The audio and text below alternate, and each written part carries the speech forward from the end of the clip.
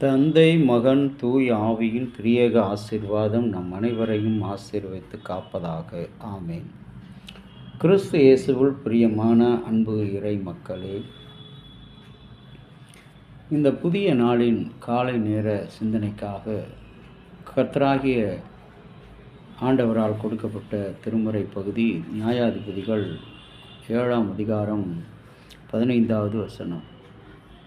கிதியோன் பணிந்து கொண்டு இஸ்ரவேலை பாளையத்துக்கு திரும்பி வந்து, எழுந்திருங்கள். பணிந்து கொண்டு, பணிவு என்பது கடவுளை கனப்படுத்துவது மாத்திரமல்ல, நம்முடைய விரோதிகளை, நம்முடைய எதிரிகளை நமக்கு பாதபடி ஆக்குகின்ற ஒரு காரியம். இங்கே கிதியோன் அந்த சொப்பனத்தின் விளக்கங்களை கேட்டபொழுது அவன் கர்த்தருக்கு முன்பாக பணிந்து கொண்டு அனைவரையும் அழைத்து வந்து பாளையத்தில் இருக்கிற மக்களை, எழுந்திருங்கள், மீதியானியரை உங்கள் கையிலே கர்த்தர் இன்றைக்கு ஒப்பு கொடுத்தார் என்று சொல்லி அவர் சொல்கிறார். கிறிஸ்துவுக்குள் அருமையான இறை மக்களே, பணிவு என்பது கடவுளுக்கு மாத்திரமல்ல, இந்த உலகத்தில் நாம் செய்கிற அலுவல்கள், குடும்பம், பொறுப்பு, பிள்ளைகள், பணிகள், ஆவிக்குரிய அனைத்திலும் மிக மிக உண்மையானதும் நேர்மையானதுமாய் இருக்கிறது. இன்றைக்கு உலகத்தில் இருக்கிற எல்லா மக்களையும் பார்க்கும்போது ஆளுக்கு ஆள் பார்த்து பேசுகின்ற உலகம், ஆள் பார்த்து நடிக்கின்ற உலகம், ஆளுக்கு ஒரு பேச்சு பேசுகின்ற உலகம். எப்பொழுதும் நம்முடைய உண்மை நிலையை, இருப்பு நிலையை, ஒரே நிலையை கடைபிடிக்காதபடி அவர்கள் வாழுகின்ற காரணத்தினால் அவர்களிடையே இருக்கின்ற தவறுகளை கண்டுகொள்ள முடியாமல் இருக்கிறது. இன்றைக்கு நான் ஏன் அவருக்கு பணிய வேண்டும், நான் ஏன் இன்றைக்கு கர்த்தருக்கு நான் பணிய வேண்டும் என்று சொல்லி கேட்கிறோம். நான் செய்கின்ற வேளையில் பணிவு மிக மிக அவசியம். முதலாவது கடவுளுக்கு பணிந்து நடக்க வேண்டும். இந்த கிதியோன் அவ்வளோ பெரிய பலசாலியாக அத்தனை இஸ்ரவேல் மக்களையும் மீதியானியர் கையிற்கும் கிதியோனியர் கையிற்கும் விலக்கி பாதுகாத்து அவர்களை மீதியானியருடைய அனைத்து படைகளையும் இஸ்ரவேல் மக்கள் கையிலே ஒப்பு கொடுக்கின்ற ஒரு உன்னதமான உயர்வை அவன் பெற்றான். ஆகவே தான் கர்த்தர் சங்கீதங்களிலே சொல்கிறார், கர்த்தர் உங்களுக்காக யுத்தம் பண்ணுவார், நீங்கள் அமர்ந்து கொண்டு அமைதியாயிருப்பீர்கள். கர்த்தர் நமக்காக யுத்தம் செய்கிறவர். நாம் செய்ய வேண்டியது அவரை பணிந்து கொள்வது மாத்திரம்.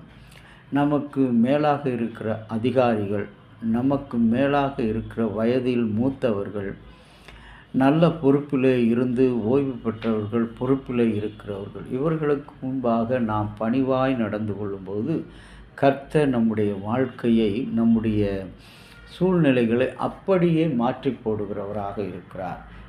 ஏசாயா 54ஆம் அதிகாரத்தில் பார்க்கும்போது அங்கே இஸ்ரவேல் மக்களை, இமைப்பொழுது உன்னை கைவிட்டேன், ஆனால் நித்திய கிருபையுடன் உனக்கு இறங்குவேன் என்று சொல்கிறார். இன்றைக்கும் கூட இந்த புதிய நாளிலே நம்முடைய கர்த்தராகிய கடவுள் உங்களுக்கும் எனக்கும் சொல்கிறார், அந்த கிதியோன் பணிந்து கொண்டதைப் போல நம்முடைய எதிரிகள், சத்துருக்கள், போராட்டங்கள், சஞ்சலங்கள் அனைத்தையும் நம்முடைய பாதபடியில் அவர் அமிழ்த்தி போடுகிறவராக இருக்கிறார்.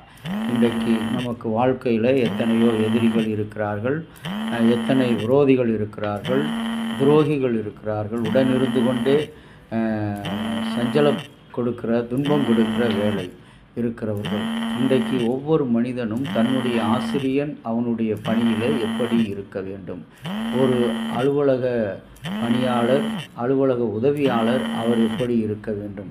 அவரவர் பணியிலே உண்மையும் நேர்மையுமாக பணிவோடு நாம் நடந்து கொள்ளும் பொழுது, அவ்வளோ பெரிய தலைவனாக இருந்த கிதியோன் பணிவோடு நடந்து கொண்டான் கர்த்தர் சமூகத்தில். கர்த்தர் எனக்கு மீதியானரை கொடுத்து விட்டார், அடிமைப்படுத்தி விட்டார், அழித்து விட்டார் என்று அவர் கொக்கரிக்கவில்லை, அவர் கம்பீரப்படவில்லை, பெருமைப்படவில்லை. கர்த்தருக்கு முன்பாக பணிந்து கொண்டான், மக்கள் அனைவரையும் அழைத்தான். கர்த்தர் இன்றைக்கு இந்த பாளையத்தில் உங்களிடத்தில் மீதியானரை உங்கள் கையில் கூடாக கொடுத்தார். இன்றைக்கு நமக்கு விரோதமாக எழும்புகிற தீய சக்திகள், துன்மார்க்கமான ஜீவியங்கள் எல்லாவற்றிலும் இந்த கடவுள் விடுதலை அளிக்கிற ஆண்டவராக இருக்கிறார். கர்த்தரை நோக்கி ஜெபிக்கலாமா? அன்புள்ள ஆண்டவரே, இரக்கமுள்ள பரலோக பிதாவே, உம்முடைய அன்பாலும் இரக்கத்தினாலும் இன்றைக்கு புதிய ஒரு நாளை நாங்கள் ஆண்டவரை காணும்படியாக செய்திருக்கிறீர்.